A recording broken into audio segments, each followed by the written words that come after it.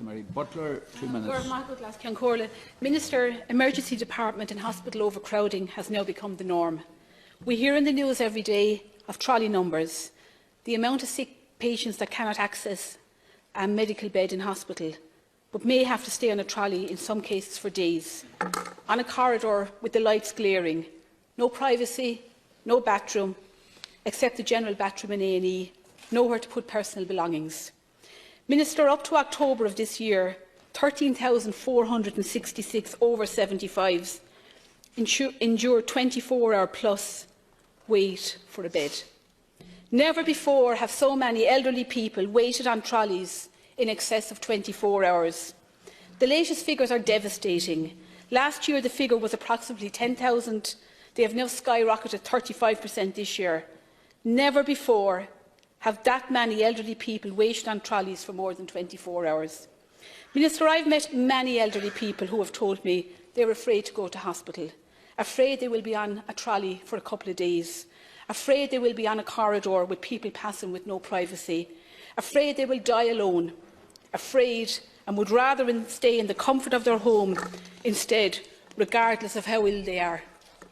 Minister, I think the way forward is to try and make progress to tackle delayed discharges, timely transfer of care, be it to the home with the correct wraparound supports, to a nursing home through Fair Deal, where we currently have 451 patients waiting approval, or to community respite beds. There were 680 delayed discharges at the end of October. In 2014, the former chairman of the Emergency Department Task Force warned that delayed discharges were putting lives at risk.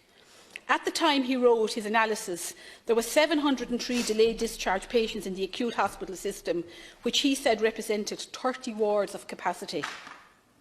Frail elderly patients risk hospital-acquired infections, falls, pressure ulcers and medication errors while being nursed in busy acute hospital settings for months on end. Minister, on Monday, as my colleague said, I visited University Hospital Waterford and was advised there was 21 delayed discharges currently in the hospital.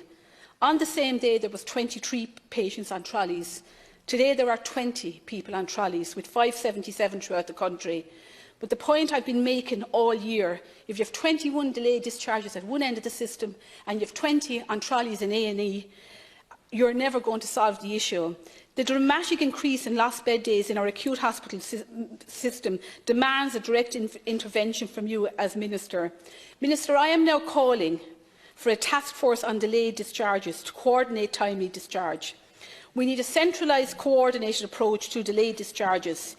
Each hospital group should have a task force specifically allocated to identify where issues are occurring and design a plan to ensure timely access of step-down care for these patients.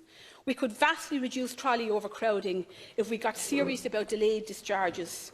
I understand that in some complex cases this is not always possible, but I do believe direct intervention is required. And Minister, I am asking you to give serious consideration to that request. I don't know what your arrangements are, but they're only